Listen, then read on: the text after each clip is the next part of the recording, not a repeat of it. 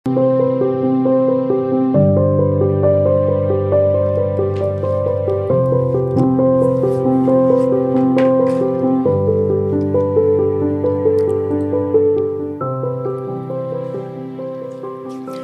ухаан таны мэдхүйн од мөндөр суваг үзэгч сонсогчдоо сайн сайхны хүсэн мэдчилж байна. Дэлхийн хотуудын үүсэл хөгжил, уналт бослтын түүх болон тухайн хотынхоо элдв асуудлыг хэрхэн шийдсэн тухай ярьдаг хотын түүх нэвтрүүлэг үгээр эхэлж байна. Та бүхэн нэвтрүүлгээ NTV телевиз болон од мөндөр радио 83.3 107 гэсэн хост долгионоор хүлээн авч сонсож байна. Энэ удаагийн нэвтрүүлгийн хамтран ажиллагчаар өдөр бүр шинэ урайтай төлөөжүү, үрждэг сар хариултын хадгалын урайтай худалдаа хөгжлийн банк хамтран ажиллаж байна. Студид Амар Санаа, Цэнгэл орноор ажиллаж байна. Өнөөдрийн сэдэв бол Помпей хот. Помпей хот мөнхийн өнөөдрөөрөө гүн ойрсож байгаа Помпей хот гэж хэлж болохоор. За тэгээд юуны хувьдлахаар би энэ Помпейд нэг юм явуулаад байгаа. За энэ ерөнхийдөө Помпей хотын нэг Помпей гэж хот өнөөдөр бол байгаа л да. Гэтэ энэ нэг яг одоогийнхаа байдлаар хуучин байсан Помпей хотын газар дээрээ биш. Тэгэхээр бид нэр одоо нэгсэндээ Помпей хотын тухай ярихдаа өнгөрсөний яриад өнөөдөр гаргаад ирсэн шинэ хотын тухай ярих юм. Шинэ хот гэдэг нь шинээр баригдсан хот биш. Шинээр ухаж гаргаж ирсэн хотын тухай ярих. За тэгэхээр Помпей хот одоо гамшигт одоо байгалийн гамшиг одоо галтуулын дэлбэрэлтийн сүрлээр сүрсэн боловч тэрэндээ маш сайн хадгалагдаж үлдсэн хот байгаа байхгүй юу. Тийм болохоор одоо юу гэмдэ хүндрэлтний түүхэн дотор одоо янз янзын нөхцөл байдлаас болоод дэлхийд даяар сүрч мөксөн хотуудаас хамгийн ихээр одоо дахиж нээгдэж олж илрүүлэгдсэн хот нөх юм бол эртний Помпей хот. Яагаад тэгэхээр Вавилон хотын тухай бид нар ярьжсэн л дээ өмнө. Тэгэхээр Вавилон хотыг чинь ингээд хан одоо Ирак, Сирийн даймаа ингээд одоо тэр ISIS-с болоод нилээх ингээд одоо сүудж байгаа хуучин хот нь. Тэгэхэд Помпей хот бол ямар нэгэн дайм, байлдаа өөр бусад байгалийн гамшигт үзэгдлээс хамгаалагдаж үлдсэн байхгүй. Галтуулын одоо чулуу тэр лав дор ингээд үнс нурамдар дарагдаад. За тэгээд одоо энэ хамгийн их дэлхийн түүхэнд одоо сүнж сүйдсэн хотуудаас хамгийн сайн хадгалагдаж үлдээд одоо дахин шинээр нээгдэж байгаа хот гэх юм бол одоо Помпей гэж хэлж болно л да. Одоо жишээлбэл манай хэд маань одоо Турк руу явна. Турк руу явхад Туркийн бас зарим хотуудаар очино. Тэр зарим хотууд нь бүр газар дор, усан дор байгаа шүү дээ. Яа тэгэхээр нөгөө далан бариад усан дороор болсон. Тэгээ тэр усан дороо хот нь үнэхээр усан дороо ингээд хатгалаад үлдсэн. Гэхдээ тэр бол ус идээ дуусна л да. Гэх мэт ингээд дэлхийн өвүүдийг бас ингээд сүрүүлж яхад Помпей хот бол одоо энэ хотыг устгасан галтуулынхаа дэлбэрэлт нь яг тэр үеийнх нь үеэр нь Помпей хотыг яг тэр өдрийнх нь сүрдэг өдрөөр нь хэлбэрээр нь царцаад үлдээсэн. Хөлдөгөд нэг хөлдөгөд хүнийг хадгалдаг шиг тийм болгоод үлдээсэн. Царийн хийжсэн яг тэр байдлаараа. Яг тийм. Тэгээд одоо 2000 гаруй жилийн дараа уг хотыг дахин одоо хүмүүсийн хөлд дарагддаг болгож хувиргасан.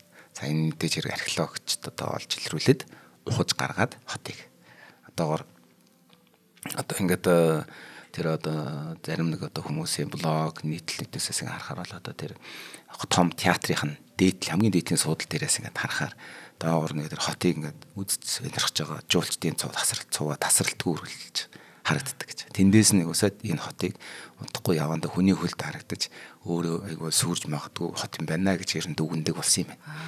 За тэгээд зүүн баруун талаас нь хотын хоёр талаас нь хаалгаар орж ирээд форум гэж нэрлэдэг байгаа ерөнхийдөө. Форум гэдэг нь бол ерөнхийдөө нэг цогцлбарын одоо тэгэхээр хотын захиргаа, шүүх, тэгээд хурлын заалмал бүгдийг нийлүүлээд ерөнхийдөө нэг тийм нэг цогцлбор ингээд засаг захиргааны барилгуудын цогцлборыг форум гэж нэрлэдэг. Эхний Ромын хот ойлголтын хэлээр. За тэр форумаар дамжаад халлын усны газар эсвэл одоо Лупанар гэж нэрлэдэг байгаа. Одоо манайхаар бол одоо эмсийн хүрээлэн. За Лупанар руу цувран орно. Тэр хүмүүс ингээд дээрээс нь харж штэ. Тэгээд хүмүүс ингээд хоёр талын хаалгаар орж ирээд тэгээд тэр форумаар явж баах юм үзчихсэн. Дараа нь халуусын газрыг үзээ тэгээд явахны газраар ордгоо гэд. Бүр яг тэгээд өрсөлдсөн байгаа байхгүй юу? Тэгээд 2000 жилийн настай энэ ил тод дүрслэлтэй ханын зургууд нь жуулчдын сонирхлыг маш ихээр татдаг тул зочид нэг хаалгаар орж нөгөө хаалгаар бараг чихцэлдэж гардаг тийм шахалдаж гарахтаа зураг авах ч хүртэл ингээд цаггүй болтлоо тийм очир дараал үүсдэг. За энэ яагаад би нэг бас ханийн зураг гэдэг байгаа нь ил тод өрсөлтэй гэдэг байгаа гэхээр халуусны газар одоо тэр эмсийн хүрээлэн хоёр хоорондоо маш уялдаатай ажилладаг. Тэгээд тэрнийх нь ханны одоо дүрслэл зургууд дээр нь одоо бидний одоо өнөөдрийн одоо бидний мэддэг тэр эротик гэдэг зүйл бүх үйл явдал тэр Камасутрагаас ч цаашаа юмнууд ингээд бүр ингээд зураад ингээд ханаа ингээд чимгэлцэн баггүй.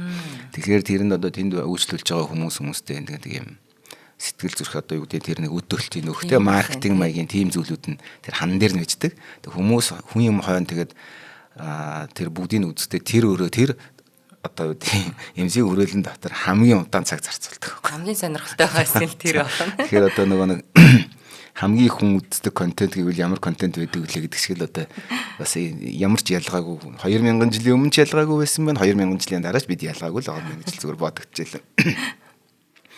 За ингээд одоо дуусахгүй мэт одоо энэ одоо урсгалын ингээд ажиглаад байж ах зур хэд хоногийн өмнө одоо тэр яг энэ хүний бас нэг өөр нэг одоо нэг тийм аялагчийн бичсэн дэр болохоор одоо тэр амфитеатр гэдэг байгаа тэр хагас театр ахгүй задгаа том театр байдаг шүү дээ нэг Ромын доошоо ингэсэн конус хэлбэрт энэ нэгээд Элтон Джон, Дэвид Гилмор гэдэг нарын одоо тоглосон тухай бас хүмүүс бас ярилцж явж ирсэн.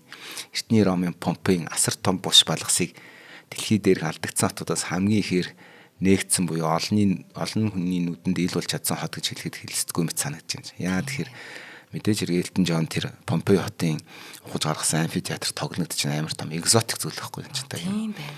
За ингээд энэ зөвхөн ганц энэ Элтон Джон биш ер нь бол би одоо бас Италид ингээд сурч байхад хотын хуучин цайз дурсгалт газрууд одоо жишээл уул яриа дээр байгаа цайзан дээр оркестр тоглодог. Тэгээд одоо насан турш хүмүүс 10 евро, оюутнууд 3 евро гэдэг. Би 2 евро төлж үздэг байсан. Үнэхээр гоё. Яг тийм эртний дундад зууны үеийн цайзан дээр тэгсэн амар классик хөгжим тавиа гэрэл мэрэл тавьсан бас ингээл нөгөө контраст аягуусаа зөрчил аягүй тийм зөрчилтэй байгаа нь илүү сонирхолтой санагддаг. Тих мэтлэн тэрний шиг одоо ингээл одоо энэ нь болоо бас ингээл янз янзын одоо маркетерүүд болон одоо мөнгө босгодог хүмүүсийн янз янзын үйлдэлүүдтэй жишээлбэл Помпей хотын сэргээн босголтын ажилд мөнгө хэрэгтэй байгаа шүү дээ. За тэгэхээр тэрийг хийхин тулд тодорхой одоо нэгдсэн заал төрөө танхимаа одоо тэр амфитеатраа түрээсэлж тоглуулж байгаа ч юм уу. Тэгвэл тэрэнд нь мөнгө олж байгаа боловч тэнд нь тоглох нь одоо Элтон Джонны хувьд экзотикч байдаг ч юм уу те. Ингээд явсаар байгаад эцсийн дүндээ энэ нэг тодорхой хэмжээний хүмүүс цуглана. Хүмүүс цуглахаар тодорхой хэмжээний илэгдэл хорогдол бий болно. За тэгээд одоо тэр хаалга үүд тэр чулуу одоо өдөлгийн зүйлийн турсгалыг хангалттай сайн бэхжүүлж амжаагүй байгаа, дуусаагүй байгаа. Шууд наранд ил гаргаад ирцэн гэд байж байгаа үед амархан ингээд борчин чулууны үүрэх ч юм уу иймэрхүү зүйлүүд гарна.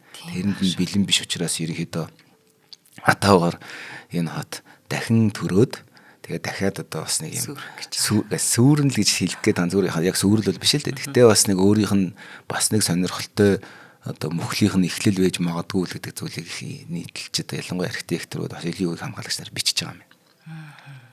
За Помпей хот хэрхэн сүрсэн талаар бас нэг одоо олон зүйл гараад яригд одоо мэдэх бах те одоо зураг, кино. За одоо 1900 манай тооллын 79 онд Везуви галт бол 2 өдрийн турш огцом дэлбэрсэн олон роман, түүхэн зохиол, шүлэг, зураг, тайз илгэсэн бүхтэр тэр чиглэл одоо BBC хүртэл өөрсдөө доктор Хүү гэдэг нэг цуврал гаргаж ирсэн 2006 он хаан.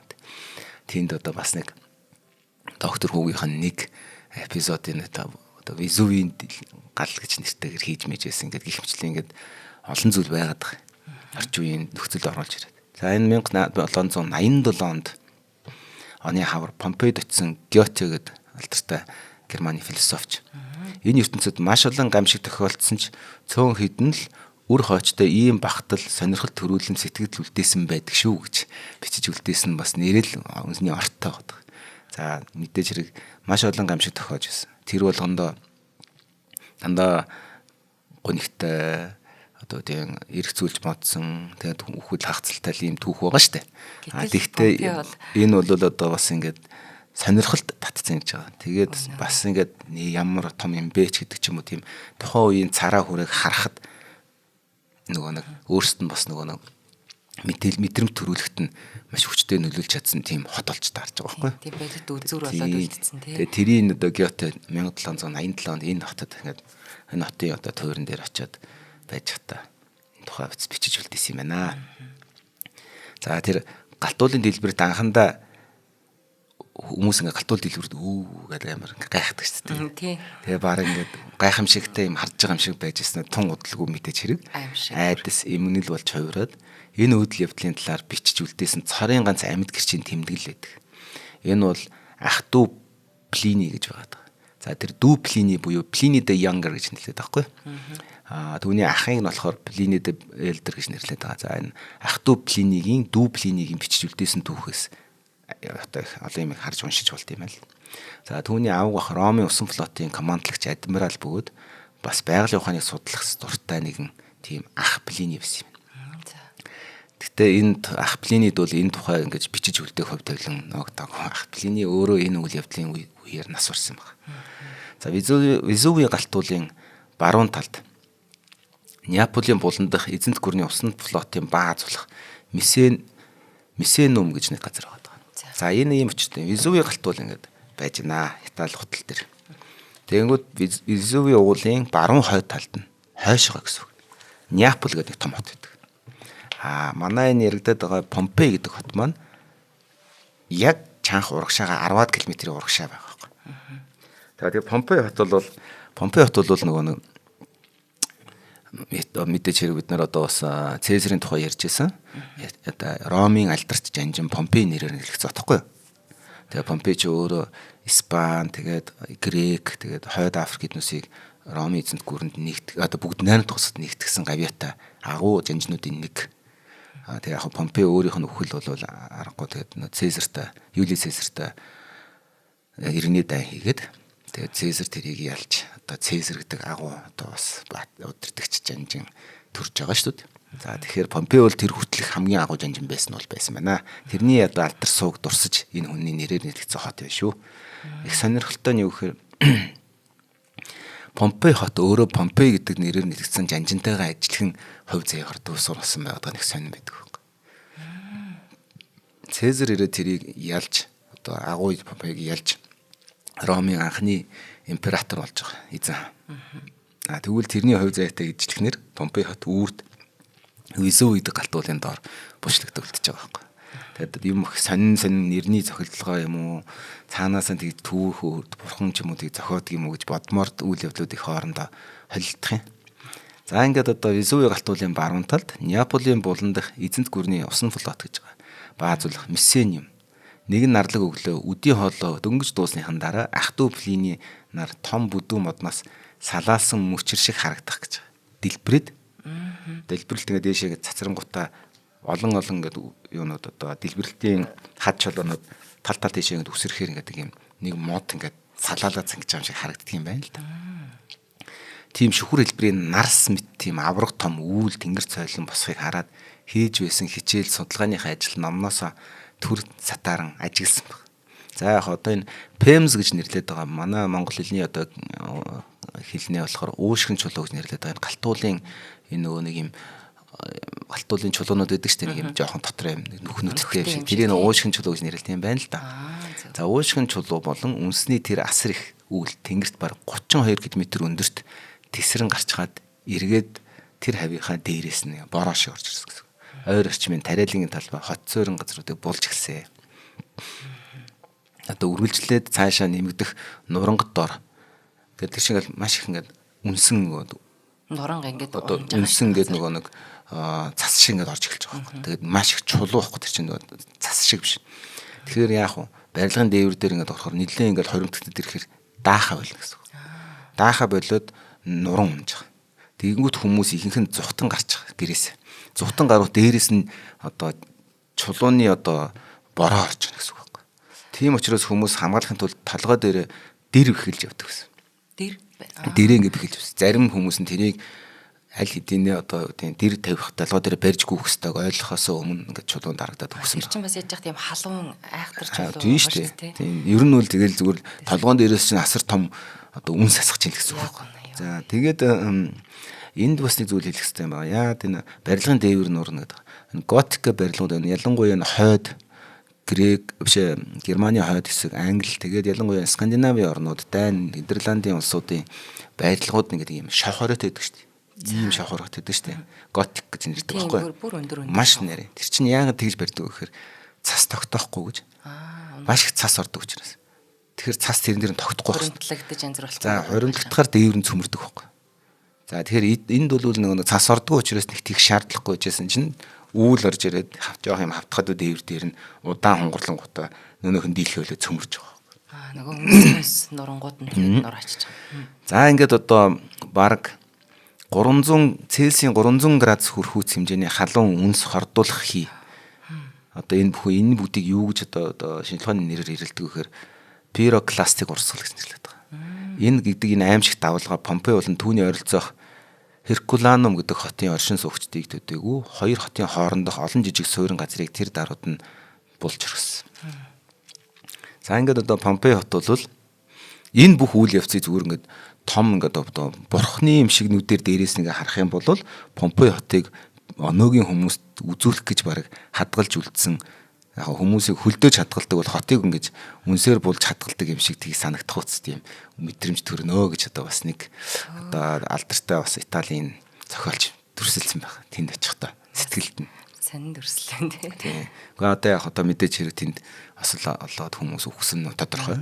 Тэгэхээр тэрийг бас нэг хин хүн дүрслэхдээ өөр өнцгөр ярьж штэ тий. За энэ одоо ингэж үлдээгүй байсан бол энэ хот одоо өнөөдөр бол Помпей гэдэг хотыг бид нар мэдчихв. Одоо энэ олон жуулчдын хөл гаргаж байгаа газар байхгүй. Тэгээд эмсийн хүрээлэн гэж байдгийг үүрч мэддэггүй. Байлаа гэхэд дотроо хүмүүс тэр үе хүмүүс ийм сонирхдаг байсан гэдгийг ч мэддэггүй. За одоо яг ялангуяа одоо энэ үеийн одоо энэ ханны зураг инээ тэрэ бол яг одоогийн Ромын эзэнт гүрний үеийн маш олон кинонууд дээр бүр ингээд байнга ашиглагддаг. Яг бол эдгээр чинь ийм байсан юм бэ шүү дээ. Тийг мэдчихэж байгаа учраас. За одоо ингээд эхний ингээд авалгаанууд явж байгаа 6 дахь бөгөөд хамгийн хүчтэй пирокластик урсгал гэж байгаа. Нөгөө нэг яриад байгаа. Одоо хорт хий үнс хоёр. Халуун одоо үнс хордуулах хий хоёрын тэр урсгал галтуулнаас ойролцоогоор 24 км зайд орших Месениум гэдэг байгаа тэр дүү Плинигийн ах газар руу очиж байгаа. Тэр ах дүү Плинийг 17 настай дүү Плини өөрийнхөө эхийн хамтар самдарж мэгдсэн хүмүүстэй хамт зогтод хүрсэн. Шорон шуурга мэт их газрыг бүрхэх өтгөн хар үйл тэднийг мөшгөж тэр зуурт цунамигаас өртөд далайн ус татрахыг одоо цунами бий болж байгаа гэсэн. Тийм учраас цунами төрлөг ирэхин өмнө далайн усаг татагддаг байхгүй. Тэгээд далайн иргэн хоосорч эхэлж байгаа гэсэн. Энэ бүгдийг энэ өөрөө бичүүлдсэн тэмдэглэл дээр нь нэсэн би уншиж өгч байгаа шүү. Гэвч удахгүй харанхуй бүгдийг нөмөрч бүр мөсөн нөмөрч гүн харанхуй дунд одоо эрэгтэй хүн, эмэгтэй хүмүүс хүүхдийн айдас төгшөрийн чарлаан орилон илүү чангаар тод сонсож гисэн. Харанхуй болоод бүрхэг болчоор тиймэрхүү мэдрэмжүүд илүү хүчтэйс мэдрэгддэг штэ. Жишээлбэл чи ингээд шүн явж итэл өдөр ингээд явж хад гэд нэг хүн орилох, шүн явж явах чинь нэг орилох. Тэгээ хаана орилох гэдэг сүрэл ойд ч юм уу хэдээр ганцаараач явж үйл шал өөрөөр сонсогдсон штэ. За тэгэхээр мэдээж хүмүүс айцсан ялангуяа одоо юм паниктай ингээд одоо энэ үед бол тиймэрхүү дуу шуум бол бүр 3-4 дахин илүү эффекттэйгээр хүнд мэдрэгдэн шүү дээ. Хоёлаа эхний хамтран ажиллаж байлчаад үргэлжлүүлээ. За өнөөдрийн хотын түүх нэвтрүүлгийн хамтран ажиллагчаар өдөр бүр шинэ урайтай Төлөө шүү хамтран ажиллаж байна. За бидний байнгын хамтран ажиллагч за технологи за амт чанарын хувьд одоо бидний хэдийний танил болсон Төлөө шүү маань хамтран ажиллаж байна. За эднийх маань олон улсын эмэгтэйчүүдийн эрхийг хамгаалах өдөр буюу одоо бидний хэлж заншснаар эмэгтэйчүүдийн баярын өдөрт зориулаад ийм 6 төрлийн кейк гаргаж байгаа юм байна. За ямар кейк вэ нэ гэхээр за caramel flour cake. За энэ нь болохоор илүү тийм цагаан кекстэй одоо юм шоколадтай торт идэх дургүй хүмүүс бол цагаан кекстэй голдоо гүзээлцгний чанамал, кастард крем, карамельтэй цөцгийн тосны амтад кремтэй бялуу. За өнгө үзмжийн хувьд маш гоё юм зөөлөн амттай кейк байна. За дараагийнх нь болохоор flower garden cake. За шоколадтай кекстэй. За шоколадны орц давмгайлсан, коксны үүрмэгтэй, чамин чимэглэлтэй цөцгийн тостой амтад бялуу. За 3 дахь кейк маань болохоор strawberry gato cake. За энэ болохоор шив шинтгэн гүзээлцэг нь болон амтад шоколадны төгс хослолыг мэдрүүлэх тансаг амтад мөс бялуу. За шоколад гүзээлцэг нь хоёр бол хоорондоо төгс зогцсон. Энэ кек их таалагдж байна. За дараагийнх нь болохоор Madame Earl Grey cake. За энэ болохоор Earl Grey цайны кекстэй. Earl Grey сүүн крем нь сахарын агуулмж багатай учраас цайны өрмөц онцгой амтыг илүү мэдрүүлнэ. За Rose Mix Berry Fresh Cream Cake гэж байна. За энэ нь болохоор гүзээлзэгний чанамалтай цагаан кекстэй, маскарпоне чизний амттай сүүн кремтэй бялуу. За энэс онцгой гоё сонсогдож байна.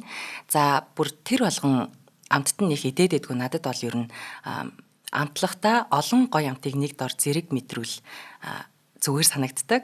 За тийм хүмүүс бол All Star Cake гэж байна. За 4 төрлийн төгс амтыг нэг дор мэдрээрэй. Ногоон цайны зөөлөн сүүн крем, шоколадтай сүүн крем, тоорын амттай сүүн крем, чихэрлэг төмстэй мөсний тансаг амтад бэлуу. За ийм 4 төрлийн маш онцгой орц амтуудыг нэг дор хослуулсан бас ийм All Star Cake нь бас хүмүүст их таалагдах байх. За ингээм эмэгтэйчүүдийн баяр 3 сарын 8-ны өдөрт зориулаад 3 сарын 5-наас 3 сарын 9-ыг дуустал бүх салбаруудаар борлуулагдаж байгаа юм байна. За 75 10 утасны дугаар юм уу? За эсвэл одоо төлөөжөгийн бүх салбараар энэ 6 төрлийн амтад кек маань худалдаалагдаж байгаа юм байна. Баярын өдрийнхөө ширээг за хайртай дотны хүмүүсийнхаа одоо дуртай амттнаар чимээ гэвэл одоо мэдээж төлөөшөө бэкери ийм гой 6 амттан бэлдсэн байна шүү. За хамтран ажилладаг төлөөшөө бэкеридээ баярлалаа. За ингээд дүү тэр нөхцөл байдлыг ингээд өөрийнхөө сонссон одоо тэр чинь амьд үлдсэн байж тээ дүү флиний. Тэгээд юу усыг тэмдэглэж үлдээсэн гэсэн. За энэ хүн бол яг энэ үед энд байсан хүн. Яг тухайн үедээ одоо хэд хоногийн дараа ч юм уу тэмдэглэж үлдээсэн байна. Бүх үйл явдлыг нэг нэгэнгээр. Яг энэ үед ах флиний мэдээж хэрэг байгаль судлаач гэдэг чинь натуралист гэдэг чинь ер нь одоо байгалийн зүй тогтлыг сонирхож судалдаг хүн гэсэн. Яагаад одоо зүр наацхан яагаад нар мандаад яаж жаргаад байгаа юм. Ус яагаад урууга урсаад байгаа гэдгийг судалдаг гэсэн санаа л да. Тэгээд түүний сониуч зан тэгээд усан флотын адмиралын үүргээ биелүүлэх хүсэлтэд хөтлөгдөөд өмнө зүгт одоо усан гоцоороо сэлээл сэлвэрдэн Стабия хэмээх сүрсэн хот руу явж исэн байна. Яг энэ үед. Ахна. Тийм. Ах Плиний тэр аимшигт үзэгдлийн бүхий л одоо шинж тэмдэг үйл явцыг илүү ойроос ажиглаж харж гэрчлэхийн зэрэгцээ аврах ажиллагаа хийх хэрэгтэй гэж үзсэн. Хүмүүсийг аврах хэрэгтэй гэж анзаарсан хэдий ч эрэг дээр утаа хийд хордон амь насаа алдсан байна. За түүний цогцыг 3 өдрийн дараа олсон бөгөөд дүү Плиний өөрөө бичиж үлдээснээр ах маань нас барсан хүн гэхээс илүү унтаж буй хүн шиг харагдсан гэж бичиж үлдээсэн мэт. За энэ одоо дүр зургийг одоо ингээд унтаж буй хүн шиг гэдэг энэ өгүүлбэр өөрөө их яг одоогийн энэ хүний ингэж бичснээс болоод би томьёолоогүй энэ одоо Италийн судлаач нарын хэлснээр Помпейн сүүлчийн өдрүүд гэдэг уран зураг дээр дүрстэгдсэн шиг одоо Карл Брилло гэдэг одоо Санкт Петербургийн улсын галерейд хадгалагдаж байгаа Помпейн сүүлчийн өдрүүд гэдэг нэг уран зураг байна. Манай одоо хин найруулагч дэмжлэгдсэн дээр өгч болоо гэж бодож байна. Тэг энэ зураг Помпейн сүүлчийн өдрийн зургийг яг энүүгээр нь ингээд үнс нурмаар дараад хадгалаад үлдсэн гэсэн. Тэгэхээр нөгөө нэг яриад байгаа тэр ах маань нас орсон гэхээс илүү унтаж буй хүн шиг гэж хэлж байгаа санаа нь мөнхийн одоо цагт унтаж байгаа Помпей хот байхгүй. Вау. Ингэж холбогддөг юм байна. За энэ хотыгоо болохоор ингээд ямар санд одоо нэвтрүүлгийнхаа нэрийг бид нэр одоо жишээлбэл одоо мөнхийн одоо цагт нойрсогч гэдэг байгаа шүү дээ унтаж байгаа Помпей гэдэг байгаа чинь ийм учиртай. Тэр залуу ахыгаа дүрсэлж бичсэн тэр төрсөл нь метафор гэдэг чинь энэ одоо адилтгалаар одоо уран зөвлөлөөр өнөөдрийн Помпей хотын зөвлөл болсон байна. Тийм байна. За дүү Плиний өөрийнхөө авахыгаа дүрсэлсэн дүрсэл нь яг 18 дугаар зуунаас хойш Европ даяараа Помпейн архитектур урлагийн эртний олдуруудыг олж түүнд нь автсан цагаас эхлэн хэрхэн төсөөлж дүрслэлсээр ирснийг бэлэгдэх мэт үхээгүй унтж байгаа юм шиг санагдуулдаг. Учир нь 1748 онд эхэлсэн зохион байгуулалттай анх энэ хотыг 1748 онд олж илрүүлээд тэгээ зохион байгуулалттайгаар малтлах хийж бас. За энэ явцдаа Помпеос олдсон соёлын өв одоо Помпей хотоос ийм болтлоо эртний Ромын ийм юмнууд олдлоо гэх тэр мэдээ болгоно нь Европын одоо их сургуулиуд эрдэмтэд судлаачдын хувьд бол маш их том нээлт олдур шиг сонсогддог гэсэн. Тийм учраас одоо энэ олдуруудын энэ хотыг ухаж олох нь одоо хүртэл бишрэгдэн төгсөн үйл ажиллагаа гэсэн. За Кембрижийн сургуулийн сонгодог урлагийн судлалын профессор археологийн одоо малтлагын мэргэжилтэн Эндрю Уоллес Хадрил гэж одоо хүний Хадрил өнгөрсөн үеийн хэрхэн амьд үлддгийг харуулсан парадокс хэмээн нэрлэдэг юм. За энэ хүн бол одоо Помпей хотыг дүгнэхдээ Помпей бол өнгөрсөн шүү дээ. Гэхдээ өнгөрсөн үе хэрхэн амьд үлддгийн парадокс гэж зөрчил гэж байгаа. Парадокс чинь ингээд юм зөрчил байхгүй. Уул нь бол өнгөрсөн үе амьд үлддэг чинь хоорондоо зөрчилтэй юм яриад шүү дээ. Гэхдээ тэрийг парадокс гэж нэрлэдэг байгаа. Зөрчил зөрөлдөөн гэсэн шиг тийм нэрлэлтгчлэн одоо Помпей сүрх явцтай хадгалагдаж үлджээ гэж. Хот орхигдсон хуучирч муудах эсвэл цаг хугацааны ирэхээр өөрчлөгдөх. Эсвэл альва нэгэн дайны хөл зүүрэлд өртгөөс огт өөрөөр гинти их гамшихаар гинт нэг дор мөхсөн зөвхөн хотын үлдсэн оршин суугчдыг хүртэл хөдөлгөөнгөө зарцаахаар үл барам тэдний амьдралын уул мөрийг бие махбодыг чинь яг цаг хугацаанд зарцсан үлдээсэн хэрэг явдал байлаа гэж.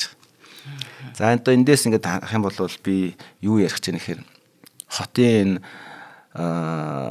байшин савуудаас гадна тэнд байгаа хүмүүс нь хүртэл тэнд үлдсэн гэсэн үг. За форум дах гэдэг байгаа. Тэр форум гэдэг нь биелээд байгаа шүү дээ.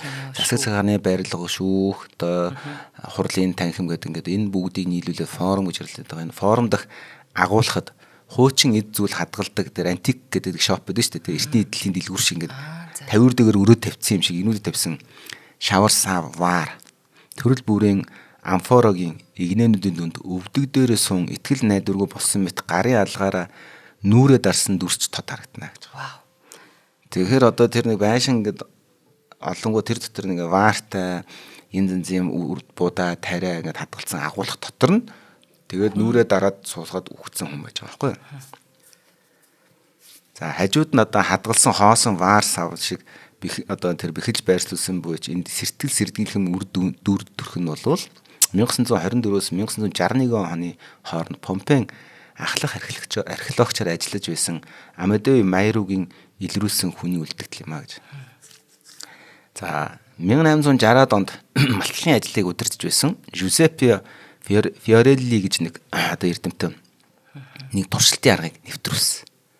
За тэр ямар туршилтын аргыг нэвтрүүлсээр одоо тэр Майругийн одоо баг биеийн хэлбэрийг нь үлдээсэн галтууны чулуутсан үнсний сүв рүү маш шингэн найруулсан гипс цутгасан. Ингэснээр бий болсон баримлалыг ойролцоо олдсон луус буюу илжигний арга яснаас үүдэн луусч гэж нэрлэдэг гэсэн үг. За яагаад вэ гэхээр тэр нүрээ дараад өгсөн хүн хажууд нь илжиг байсан гэсэн үг луус. Илжигд чи адуу одоо илжигний ирлизийг луус гэдэг байгаа шүү дээ. Тэр эзний хажууд луусны одоо цогцос байсан гэсэн.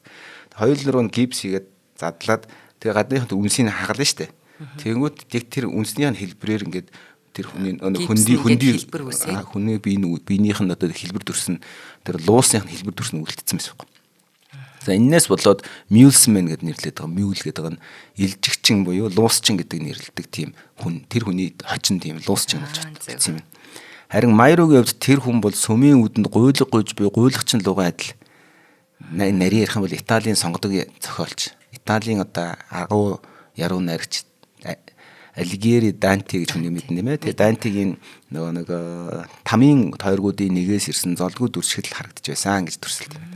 За Данте бол одоо Тэнгэрлэг туульс гэдэг одоо Divine Comedy гэдэг нэртэй зохиолыг бичээд тэндээ бол одоо тамийн тухай бичдэг. За тэр тамийн үүдэнд сууж байгаа хүн шиг харагцсан гэж. Яад бол Алигьери Дантегийн энэ одоо Тэнгэрлэг туульс гэдэг Divine Comedy-г Италийн дунд сургуулийн заавал унших сурагчийн тоонд ордог байхгүй. Тэгэхээр энэ нэгсэндээ бидний одоо төсөөлөл өрөх юм бол одоо нацаг дэржийн тэр зохиол ч юм уу ламбугааны нулимс ч юм уу өчтөө гурван толгойн одоо балганы дүр шиг харагцсан ч юм уу ингэж төсөөлөгдөж гин гэсэн үг байхгүй тэдний нүдэнд бол эдний зүүрэл бол биднэрт бол жоохон хол сонсогдож магадгүй л да Италийн юмыг сайн мэдэхгүй учраас гэхдээ италичуудад бол нь яг маш ойлгомжтой гэсэн үг тийм бараг дотоод сэтгэлийг өөрж гаргаж хэлж байна л гэсэн үг. Өнөөдөр одоо ингээд зочид одоо тэр Помпей хот руу зочилж очисон хүмүүс жуулчид энэ өрөвдөлтөй байдлаар бие хүнд суусан Помпей оршин суугчдыг ивент итгэж харагдаж түүнийг тайтгарл өгөх гэсэн юм шиг эсвэл түүний зовлон хуваалцах гэсэн юм шиг түүний хажууд босгосон усан ориглуурын аяган дээр задгаа мөнгө тавьж өргөдгөө гэж байгаа. Энэ цаагаараас их өгөөдөж байгаа юм. Одоо би жишээл бол одоо Помпейд очиод тэрийг үзээд ингээ харна штэ. Миний зүрх сэтгэл өөрөө би энэ хүн байсан бол яах вэ шимширнэ дээ. Тэгээ тэр үнтэй тодорхой хэмжээгээр тэр хүний зовлон нөхцөл байдлыг хуваалцж байна. Тэнгүүтээ би хуваалцж байдгийг илэрхийлэхийн тулд хажууд нэг усан оргилуурын юм аяган дотор нь зоосон мөнгө хийж өргөдөг юм байна. Энэ баг уламжлал болсон. Одоо луусчин эртээ хүнлэг сэтгэлээ хуваалцах хүсэл нь гэж байгаа тэр одоо тэр луусчин эргээ сууж байгаа хүн байгаа шүү дээ. 19-р зуунаас хойш бүтээсэн 100 орчим гибсэн хэвэнд шингэсэн одоо яруухан бөгөөд шууд мэдрэгдэх сэтгэл хөдлөлийг илэрхийлдэг эд үлгийн зүйлс бол Помпей хотын амьд үхсэд гэж. За одоо ингээд яг гачаад арах бол зөвхөн луус чирээс гадна дахиад 100 гаруй тийм гипс юм цутгцсан одоо тэрийг бас яруухан гэж хэлээд байгаа юм байна шүү дээ. Шууд мэдэгдэх одоо сэтгэл хөдлөл бол шууд хараад нэр үнэхээр яг тэгж харагдах юм бэл. Тэр хүмүүс ингээд тэр хүмүүсийн ингээд нөгөө гипсэн цутгаад ихэнх нь Неаполийн музей рүү авчирсан. Гэхдээ яг тэр Помпей хотод нь нилээд байдаг. Тэр ингээд гипсэн цутгаад ингээд тэр Помпей хотод байлгаж байгаа. Тэгвэл тэр хотоор явж байгаа хүмүүст яг тэр хүмүүс нь ингээд яг хөвтцэн хүүхдээ тэрсэн мэрсэн ингээд байж байгаа нь шууд ингээд зүгээр л одоо баг одоо хамгийн хүчтэй эмгэнэлт жүжиг үзэж байгаа юм шиг өөрөөсөө киногоо дотроо найруулад өөр өөрсдийнхөө үзэж хэмширч байгаа юм шиг харагдуулдаг гэсэн. Тэр нөгөө нэг яг л тэр хүмүүсийн нөгөө нэг үгүй олж өгч явах үеийнх нь поз тэр үеийн мэдрэмжүүд болохоор тэгээд баг тэр хүмүүсийн сэтгэл зүг хараад уншаад яваад болохоор яг жүжиг гэдгийг яг үнэ. Тэр амьд хөхсөд гэж нэрлсэн яг онцсон юм шиг санагдаж байна. Тэгээд хүмүүс болохоор энийг бас ингэж үздэг юм байл. Үгүй эн чинь зүгээр гибсэн цутгаал хэлбэрийг гаргацсан штэ гэж хэлдэг боловч тэр хэлбэрийг одоо гаргасан тэр дахин бүтээсэн хуулбар гэж үзэн штэ. Тэр чинь цагаат болох юм бол тэр хүний биений хуулбар. Гипсээр хийсэн хуулбар. Хүмүүс тэрийг гипсээр хийсэн хуулбар руу юу гэж харахаас үл харгалзан энэ угаасаа тэнд байсан хүний одоо тэг хэвэн цутгсан гипс учраас тэр хүнийг гэж харж байгаа байхгүй. Тэр хуулбар гэж юусоо инхэндээ тэд нар тэгж бодоогүй юм. Гэтэ хүмүүс тэрийг харах болгонд маш их тийм гүн сэтгэл төрүүлдэг гэсэн учраас тэр музейн одоо тийм хотын аялал жуулчлалын бас томоохон үзүүрүүд энийг болсон гэсэн. Одоо энэ дэлгэцэнд өгж байгаагаар харах бас тийм л байна л да. Бүр үнэхээр бодтой. Нэг хүүхдэд тэрвэрсэн нэг ээжийн ингээл бид нэр яриад байсан. Тэрүүгээр бас их хүмүүс мэдээд байдаг шүү дээ.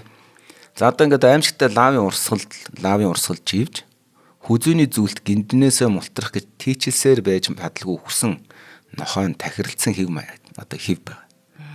Эсвэл бяцхан яриа хөвгтийн өчүүхэн биеийн хэвийг торон хаалт тоос дарсан шүүгний цаанаас ихцлэн харахад түүх бидний нүдэн дээр амилж байгаа мэт санагддаг шүү гэдэг. За инхээр одоо бас нэгэнт одоо Помпей хотыг очиж үзэх юм бол Неаполд очих юм бол Помпей хотыг очиж үзэх хэрэгтэй юм байна. Гэхдээ чи үзэснийхаа төлөө хотыг бас хөнөөх одоо хувь нэмэрт баг зэрэг одоо оруулж байгаа гэж бас үзээд идэх юм байна шүү. Тэгээд бас энийг хоёр талтай хэлэхгүй бол бас болохгүй байна. За тэгээд хамтран ажиллаж. За манай нэвтрүүлгийн дараагийн хамтран ажиллагчаар одоо үрждэг сар хариултын хадгалын оройтой Худалдаа хөгжлийн банк маань хамтарч байгаа. За 2024 оны дугаарууд дээр Худалдаа хөгжлийн банкны хялбар хоримтлал гэдэг 4 төрөлтэй санхүүгийн дарамт үүсэхгүй дээрээс нь автомат үйлчилгээг бид одоо үзэгчид сонсогчдод санал болгож ирсэн. За тэгвэл энэ 3 сард ямар үйлчилгээг санал болгож байна вэ гэхээр хариултын хадгалын үйлчилгээ. За энэ нь яадаг юм бэ гэхээр таны одоо хийсэн худалдаа авалт болгоны задгаан мөнгө хариултыг та сонголтоор одоо 1500 2000 3000 4000 5000 гэж сонголтоор та өөрөө сонгоод тохируулчих юм. За тэгээд та худалдаа авалт хийх болгонд 8000 төгрөгийн худалдаа авалт хийлээ. Та хариултаа 1000 төгрөгөөр тохируулсан байлаа гэж бодоход 9000 төгрөг данснаас ч асагтаад 8000 төгрөг нь одоо таны худалдаа авалтанд зориулагдаад 1000 төгрөг нь шууд хадгаламж руугаа ороод ингэж нэмэгдэж явсаар хагаад тэр таны хадгаламж 50000 төгрөг хариулт чинь 50000 төгрөг болоход Худалдаа хөгжлийн банк маань ерөөсөө үржүүлж өгнө гэдэг юм. За энэс гадна бас Худалдаа хөгжлийн банкны төв байрны нэг давхарт одоо хялбар хоримтлал гэдээ маш гоё тийм бүүт засагдсан байгаа. Тэр бүүт дээр очиж хариултаа хадгалын өдөр бүр хоримтлуулын үйлчилгээндээ бүртгүүлээд за имаар төлөө шүү ариг аня хадгаламжээр хоримтлалтай Монгол аяны урамшуул ирэх гих зэрэг одоо маш олон урамшуулал эрхүүдтэй хүрд эргүүлээд тэгээд бас бэлэг авах юм. За ингээ Худалдаа хөгжлийн банкны төв байр бидний сайн мэддгээр бол Сүхбаатар дүүргийн 1-р хороо 1-р эмнэлгийн баруун талд байдаг. Ажлын өдрүүдэд бол 5-аас 9-өөс 17 цаг хүртэл үйлчлэл үзүүлдэг. За хэрвээ та Худалдаа хөгжлийн банкны харилцагч биш бол одоо энэ доор гарч байгаа QR код уншуулж Худалдаа хөгжлийн банкны онлайн апп татж болно, тэгээ бүртгүүлж болно. Тэгээд энэ сартаа одоо хадгаламжаа хариултаа үржүүлээд аваарай. За энэ үйлчилгээ бол одоо бас хүүхдүүдэд ч юм уу миний одоо хэлээ нэмж хэлээд байгаагаар бол ер нь бол хүүхдүүдэд тохиромжтой одоо мөнгө хадгалахын за тэр мөнгө юм хоримтлалын ач тусыг ойлгуулж байгаа маш тийм хөөрхөн сэтэл өгж байгаа үйлчилгээ санагдчихж байгаа. Тэгээ манай нэвтрүүлгийг дэмжиж ажилдаг Худалдаа хөгжлийн банкныхандаа баярлалаа. Та бүхэн маань 1800 1977 утсаар бас лавлж болно. За бусад бүх Худалдаа хөгжлийн банкны салбараар үйлчлүүлж болох юм шүү. Баярлалаа. Зам гараад орох юм бид нар бол. Тийм, ерөөсөө. За. Одоо энэ хотын түүх ингээд энэ хүмүүсийн Помпей хотын ерөөсөө Ромын хотууд яг ямар шуухан зохион байгуулалтаа яаж байдгийг хамгийн сайн илэрхийлж өгч чадсан одоо түүх нь бол одоо энэ Помпей хотын одоо малтлаг байхгүй. За Помпей хүмүүсийг Европын одоо Ромын түүх соёлд уусгах хувьдстай алдарт одоо сонгодог урлаг судлаач Мэри Бёрд гэж тэгж хэлсэн юм. За одоо ингээд Помпейд очисон хүн Ромын одоо түүх соёлыг шууд ингэж ойлгоно. Ерөөс ганцхан энд очиод бүгдийг мэдрэх бололцоод. Яг бол Колизей шийдвэр Ромын төвд байгаа ухсан гэдэг тэр хот мотууд байдаг байхгүй. Тэд рүү зүгээр очиод үзмэрүүд байхгүй. А энд болохоор яг амьдрал үзүүлдэг. Одоо түрүүний ярьдаг тэр усанд ордог. Бүр ингээд хамгийн энгийн тэр одоо эмсийн хөрөөлөн дотор байгаа тэр одоо бие үнэлдэг газрынх нь доторх бүх зохион яг бол тэр чинь үүднээсээ хаагдаад дарагдаад үлдсэн. Тэгээд доторх юм тэр чигээр хадгалагдсан шахав. Тэгээ ханыхын зургуудыг бодтой хийвэрээ. Тэгээд ингээд за бараг л яаж одоо тэр хэдүүдийн нэрийн ажлыг хийхин зааж өгсөн юм шиг бүр ингээд ханы зураг мөрөгтэй. Тэгэхээр эн чинь нөгөө нэг бусад өөр газар тийм байж чадахгүй тийм үзмөрүүд учраас хүмүүст илүү нөгөө нэг яг Ромын түүх соёл амьдрал руу илүү уусах одоо үсттэй гэж үздэг юм. Ашиг цаг хугацааны машин цуцсан юм шиг байдлаа. За яг л тэгж хэлж болно. За би үнэхээр Ромын үед одоо хүн байсан бол юу үзэж яаж ямар газараар амьдрах байсан бэ гэдгийг тэнд очиж харж болно л гэсэн санаа. Одоо түүний хамгийн их одоо тэр Мэри Бёрд гэдэг байгаа тэр одоо алдартай урлаг судлаач болохоор тэр одоо бестселлер ном болох борлуулалттай ном телевизийн баримт нэвтрүүлгүүд хийсэн ба. Тэр дундаа ялангуяа 2016 онд телевизээр цацагдсан тэр Помпей шинэ нууцлууд илчлэгдсэн гэх одоо тэр хоёр дахь цуврал нь бол за телевизээр YouTube-ээр үзүүлэх сонирхолтой гэж боддог. Эрдэм шинжлэгийн судалгаа, компьютер томограф зэрэг шинжилгээ ухааны одоо уудлыг ашигласан одоо судалгаа шинжилгээ нь хуучны хэвшмэл ойлголтыг эвдэж Помпей өдөр тутмын амьдралыг илүү гүнзгий бодиттой төсөөлөх болсныг одоо болгосон байдаг. Одоо Бёрдийн дурдсанаар Помпей нь яг хот гэхээс илүү суурин тосгон шиг санагдах газар. Эзэнт гүрний хувьд бол одоо гүнзгий соёл, эдийн засгийн хүчин чадлаас гадна бага зэргийн хөдөө алс дуу зайтай байдаг газар энэ хотод 10,000-аас 20,000 орчим хүн л амьдарч ирсэн гэж үзэж байгаа. Гэхдээ одоогийн байдлаар 1150 орчим хүний цогцыг илрүүлээд байгаа юм. Ухаж гаргаад. За археологчид одоо болох Софи Хейги гэж бас нэг хүн байгаа. Тэрний хувьд болохоор Помпейг онцгой болгож байгаа зүйл нь зөвхөн гайхалтай хадгалагдсан тэр нэг одоо байдал нь биш. Харин түүний одоо бусан судлаачдын ажиглал судалгаагаар энгийн буюу язгууртан бус иргэд, цэргүүд, наймаачид, боолчууд тэр бодохоор ромчуудын өмнөх нийгмийн өдөр тутмын амьдралын талаар илүү их мэдээллийг өгч байгаад нь хамгийн гол давуу тал нь орчлоо гайхамшиг нь. Помпейд энгийн зүйлс гэдэг байгаа зүйлс нь эгэл бус ач холбогдолтой. Жишээлбэл хатад түлэгдсэн талхны үлдэгдэл гэж байна. За тэгвэл тэр талхнаас талхаа юугаар эсгдэг байсан, ямар шуухан талх иддэг байсан, дөрүлж юм уу, гурулж юм уу, хавтгах юм уу гэдгийг ойлгоно гэсэн. Дээр нэмээд бидний одоо мэддэгтэй их төсөөтэй мис заслын багаж хэрэгсдэг төрөл болдог. За тэгэхээр ер нь энэ үеийн хүмүүс юу хийж үнэхээр мис засал хагалбар мис ажилбар хийдэг байсан юм уу үртэл мэднэ гэсэн үг байхгүй юу? Одоо яг нэг малтлах яг ингээд ил гаргацсан байгаа нь тэр дарагдсан хотынхоо аль хэр хэсэг нэ? Ер нь бол одоо хотоо бол ерөнхийдөө нэг 3-2-ийн ухаа гаргацсан байгаа юм байна. Гэхдээ тэр 3-2-ыг ухаж гаргачаад бас сайн хамгаалж чадахгүй байгаа асуудал нь бас нэлээд тэр хотын одоо тийм яриад байгаа тэр сүрэл гэдэг байгаа ирээдүйд бидний хотыг ерэн сүрүүлэх гэдэг байгаа юм биш үү гэдэг санаад бол шууд хөтэлдэг юм байна. За Помпей оршин суугчид болон тэдний тэрэгний дугуйнаас үүссэн замын овон товон талхаж явхдаа эртний хүмүүс бие биедээ чанга ярьж тод хэлж байсан мэдлдэг үгс бичрүүд яг л цаг хугацааны гүн ёроолоос ханнаас нь сонсогдож байгаа мэт санагдана гэж. Жишээлбэл одоо альваны байшингийн үүдний хавтан дээрх мозаик хэлбэрээр бичсэн. Мозаикаар шигтгэр бичнэ гэсэн үг шүү дээ. Жижигэн пэлта шиг гэсэн үг байхгүй юу? За. Cave Canem гэж. Одоо анхаарал нохоотой гэсэн үг. Яг манайхны аягүй сайн мэддэг үг шүү дээ. За ингээд цаашаа тэргээр оронгууд хан дээр нь үлдсэн граффити гэдэг ингээд сийдэд үлдсэн бичрүүд. Энд Антиох найз хүү Ситери хамт энд байлаа гэж шившивцэн ба. За одоо Цэнгэл амраа хоёр энд нэвтрүүлэг хөтлөлөө гэдэг энэ дээр ингэ шийдсэн. 2025 он энэ тий. Би бааранд ажилдаг бүсгүүтэй унтсан гэж хэлсэн ба. Нэг газар нь. Одоо бид нар ингээд өрсгөөтэй тан дээр бичдэг шиг үлдээсэн байна гэсэн үг. Пафра чи халдсан шүү гэсэн байна. Гэт инхээр энэ тэг одоо ингэж шивсэн зүйлүүдийг ингэж хийсэн зүйлүүдийг харахаар яа харахгүй өнгөрсөн үе чамтай ярилцж юм шиг сонсогдсон юм. Тийм шүү дээ. За энэ дээр зүгээр ингээд нэг юм ухаантай мэрэгэн үг мүг биш. Би бүр ингээд хэлж штэ. Би баарны хөөхөнтэй унтсан гэж хэлсэн байна. Антиохинд найз хүү Ситери хамт одоо ханг аут хийх гэж одоо жоохон одоо нэгэрэг жоохон зугаалсан байна гэж хэлсэн байна. Энд чигээд яг хүний яг игэл жирийн амьдралын тухай бичсэн байгаа байхгүй. Тэгээд Помпейн одоо тэр базиликийн хан дээрх бас нэг үг байдаг. Жижиг асуудлыг тоохгүй орхивол улам томорно гэсэн үг. Галтуулын сүрдэм одоо тэр бараатай тэр ард нь харагдаж дунд содон харагдаж байгаа. За тэг жижиг асуудлыг тоохгүй орхивол улам томорно гэдгийг үгийг бичсэн ханны том асуудал нь залгисан бол таарж байгаа байхгүй. За уг газар одоо энэ газар хөдлөлт, газар дөргилт, газар хөдлөлт ихээхэн түгээмэл болдог тухай Плини бичсэн байт юм. Орон нутгийн Везуви галтуул ямар нэг өдөр дахин дэлбэрч болцошгүйг сануулж байсан гэлтэй гэж тэр юм. Гисэн эдэж тэд анхааруулгыг үл ойшоосон байдаг.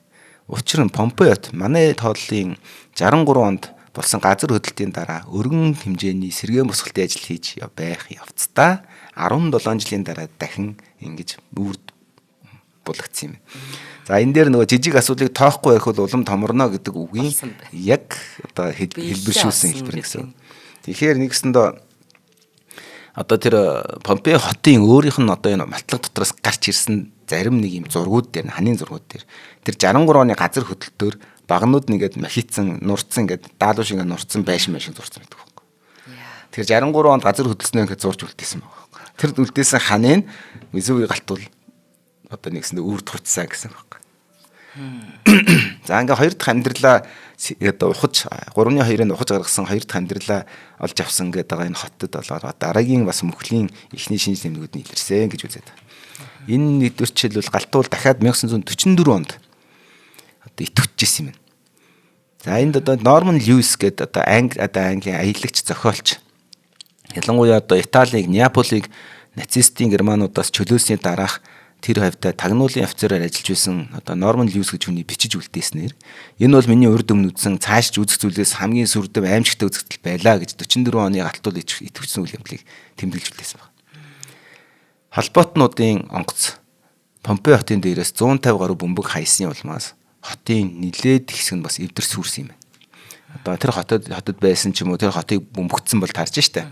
Помпей хотыг одоо тэнд германууд нацистийн Германы цэргүүдийн байрал байсан учраас тэднийг холдуулах гэж тэр авийг бас 150 шиг бөмбөг хайсан. Тэр бөмбөгийн дэлбэрэлтнээс болж тодорхой хэмжээгээр хотын бас түүхэн эдгэлийн зүйлүүд нэлээд гэмтэж сүрсэн гэж үздэг. За ингээд одоо орхийг хориглоно гэж тэмдэглэсэн пайз хаасайг хатсан байт юм одоо. Европын холбоо нурж муудсан дэлхийн үеийг сэргийхэд олон сая еврогийн хөрөнгө оруулалт зарцуулахаа мэдгтэн үүнийхээ төлөө орон нутгийн мафийн гар хөл тэдний нөлөөлөл хууль бус худалдаа 8-аас хамгаалахаа илэрхийлж ирсэн юм. За мэдээж хэрэг хотын Помпей хотын ийм тим юм махуу гэж одоо хар зах дээр юм явдаг нэг шүү дээ тийм ээ.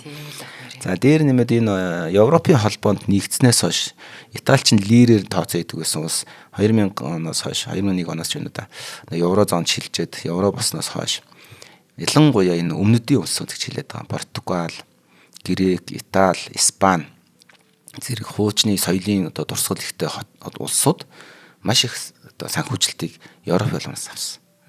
Одоо жишээлбэл одоо Балканы хойг грекүүд хуучин тэр нэг босгож чадахгүй байсан соёлын үүдээ сэргийхийн төлөө маш их одоо манад нэг олон улсын хөтөлбөр төсөө зохиогдоод тэгэл нэг баах юм аварч хамгаалдаг шүү дээ. Тэрийн шиг үйл явдлууд.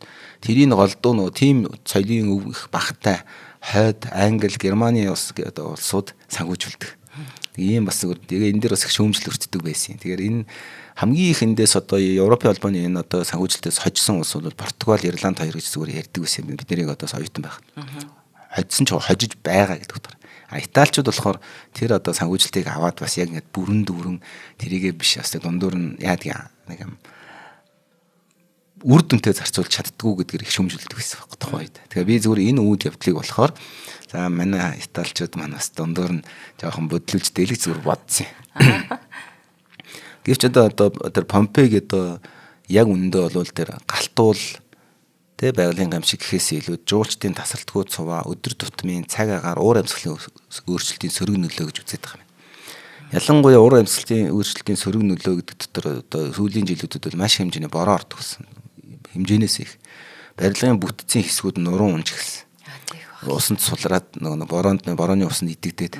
Тэгэхээр нэг ухаа гаргацсан зөөлөн хөрс чинь тэрийг тогтоод ирэхгүй тэр багнууд нь нурж дарагдах ч юм уу иймэрхүү аюулууд их гарсан. Расжилт нь амар их байгаа учраас ингээд. Тийм тэгээ Итали улс болохоор Помпеиг 1997 онд ЮНЕСКОгийн дэлхийн өвийн жагсаалд бүртгүүлснээс хойш хэрхэн арчлан хамгаалах одоо чадваргүй байгаа юм биш биз гэдэг асуудал бол их яригддаг байж байгаа. Одоо аюулд орсон дэлхийн үе одоо тэр endangered гэдэг байгаа тэр одоо ер нь сүрх аюулд орсон дэлхийн өвийн жагсаалтанд ороход тун орхон байгаа гэдэг зүйл одоо англиад багтсан. За ингээд Европын холбоо одоо тэр 2015-6 оноос эхлэн арчил хамгааллын одоо тэр Great Pompeii Project гэдэг агуу Помпей төсөл санхүүжилт олоход зогсооно гэж бүр одоо тийм анхааруул сануулсан юм. Тэр цагаас хойш харин тэр хотыг аврах хамгаалах үйл ажиллагаа нэлээд эрчимжиж одоо юу гэдэг Италийн засгийн газар, орон нутгийн засгийн газар маш их анхаарал тавьж эхэлдэг болсон гэсэн. За тусгай хамгаалалттай газрын одоо тэр Помпейн тусгай хамгаалалттай газрын ерөнхий зохицуулагч Массимо Оссана одоо ямар ч байсан гэсэн санхүүжүүлж байгаа евро болгонтой хамтарч архитектор, археологч, цэргийн засварлагчдын шаргуу идэвхтэй хүчин чармаалт тийм дүнд хот бол хамаагүй дээр нөхцөл байдалтай барьсан гэж бас онцолж байгаа юм байна. За одоо ингээд нэг том бас асуудал байгаа даа. Шинээр нээлт олох зорилгоор малтлагыг үргэлжлүүлэх одоо тийм хинээрхэл шунал эрдэмтдийн тулд маш их байт юм. Тэгэхээр одоо юу гэдэг энэ тентхийн одоо санхүүжилтийг босгож ирээд би энэ хэсгийг үргэлжлүүлж одоо малтыг гэдэг амар санаачлалууд их гардаг. Иннээс бол ер нь төр хугацаанд төдөлцөх хэрэгтэй гэж үздэг. Хотын 3/1 нь газар дор бий. Тэгээд ч тэндээ аюулгүй бүрэн бүтнээрээ ирээдүйд үлдвэл илүү дээрээ гэж одоо тэр одоо тусгай хамгаалтын газрын одоо тэр ерөнхий зохицуулагч Массимо Оссана үздэг юм. 3/2-ыг бид хэр чадлаараа арчилж хамгаалan аль болох нурж эвдрэхээс сэргийлэх нь илүү тэр мөнгийг зарцуулахад хэрэгтэй. Дахиж ухаж гаргаж даахгүй нохоо болов хураад хэрэггүй гэсэн санаа тэр биерд гэж бас одоо судлаач хэлсэн. За матлах хийж шин зүйлийг олж одоо нийлрүүлэх нь бол угаасаа сэтгэл хөөргөж, цөс хөөргөж огшоосон ажил байдаг. Гэхдээ байгууламжийг хамгаалах ажил нь шинэ матлах хийхээсээ урьдчилж явах шаардлагатай. Харин Помпей судлаач одоо Пол Занкер гэдэг эрдэмтэн бас ингэж хэлсэн юм. Шинэ судалгааны асуудал дэвшүүлэн аль хэдийн малтаж ил болгосон хэсгүүдэд илүү анхаарал хандуулж тэн дээр одоо төвлөрч эрдэм шинжилгээ судалгааны ажлуудаа хийх хэрэгтэй гэж уриалдаг. Миний бодлоор хамгийн зөв зөвлөгөө нь инээ. Хотын гар хүрээний өсгүүдийг малтан хамгаалалтын асуудлыг улам хөндрүүлж зардлыг нэмэгдүүлэхийн оронд яг одоо ил байгаа зүйлээс бид юу сурч болохыг дахин ухаж төнхөж илүү гүнзгий судалж явах нь бидний хувьд бол чухал тулгарсан зүйл байна гэж үздэг. За тэгэхээр жуулчид нэг талаас жуулчид үзэх гээд байна. Нөгөө талд нь эрдэмтэд бас ингээд хувийн эрдэмтэд нэгсэндээ амбиц байгаа шүү дээ. Одоо жишээлбэл би нэг юм бодлол хүний ерөөсөө олж байгаагүй нэг юм малтаж болоод би тэрийгээр өөрийгөө нэрлэл өөрийгөө мөнхлөх гэсэн бас нэг хүний шунал байгаа байхгүй. За энэ хоёр шунлын хэрчээсэн дунд одоо энэ хот дахид сүрхгүй гэсэн одоо юм эрсдэл айцтай л амьдарч байгаа ийм дүр зураг харагдаж байна. За тэгэхээр одоо Помпей Неаполь хотын Италийн өмнөд хэсгээр явах юм бол Помпейгоор заавал ороод үзээрэй. Яагаад гэвэл Италичууд нь Европын холбоо нь өөрөө энийг хэрхэн аврах тухай энэ мөхлөн ирэх гээд байна гэж санаа зовж байгаа юм байна шүү. За баярлалаа. Бид одоо бас нэг тийм маш их хүний одоо нөгөө үхэл амь настай холбоотой боловч бас 2000 жилийн өмнө одоогийн биднэрт зориулаад ирээдүйн хүмүүс зориулаад ингээ бэлэг бэлдсэн юм шигээр ингээ нэг хотыг тэр чигээр нь амьдралын тэр чигээр нь үлдээн гэдэг бол бас одоо бол гайхалтай санагдчихэв. Баярлалаа. За та бүхэн маань шинжлэх ухааны танин мэдгүй Одмөндөр сувгийн хотын түүх нэвтрүүлгийг НТV телевиз болон Одмөндөр радио 83.3 107 гэсэн хос толгойноор хүлээн авч сонслоо. Өнөөдрийн манай нэвтрүүлгийн хамтран ажиллагчаар өдөр бүр шин урайтай төлөөжөө. За үрждэг сар хариултаа хадгалын урайтай Худалдаа хөгжлийн банк маань дэмжиж ажиллалаа. Студид Амар санаа Цэнгэл аяр нар ажиллалаа. Дараагийн нэвтрүүлгээр уулзлаа. Түр баяртай. Баяртай. Нэвтрүүлгийг хүлээн авсан Нарны аймгийн монголчуудаа баярлалаа. Од мөндөр суваг энэ мэтлэн танин мэдхүн мянган хөтөлбөрийг 2025 оны 7 сарын 1 хүртэл та бүхэнд хүргэх юм. Их хэлээрээ шинжлэх ухаан танин мэдхүг түгээхийн үйлсэд та нэгтгэх хүсвэл бидэнд танд өгөх боломжтой. Нэг нэвтрүүлгийг 100 төгрөгөөр буюу 1000 нэвтрүүлгийг 100 мянган төгрөгөөр үнэлээд та биднийг дэмжээрэй. Жилдээ ганцхан удаа 100 мянган төгрөгөөр дэмжснээр шинжлэх ухаан танин мэдхүг түгээх энэ үйл хэрэг таны оролцоотойгоор амжилттай үргэлжлэх юм а. Зандан хүү миний нэр дээрх голомт банкны данс байгаа. 30 15 15 942 30 15 15 942. Та 100 мянган төгрөгөөр шилжүүлэхдээ гүйлгээний утга дээр нь өөрийн нэр болон утасны дугаараа заавал бичээрэй. 100 мянган төгрөг хандвалснаар од мөндөр сувгийн алтан гишүүн болох юм. Шинжлэх ухаан танин мэдхүй Монголд ялах болтугай.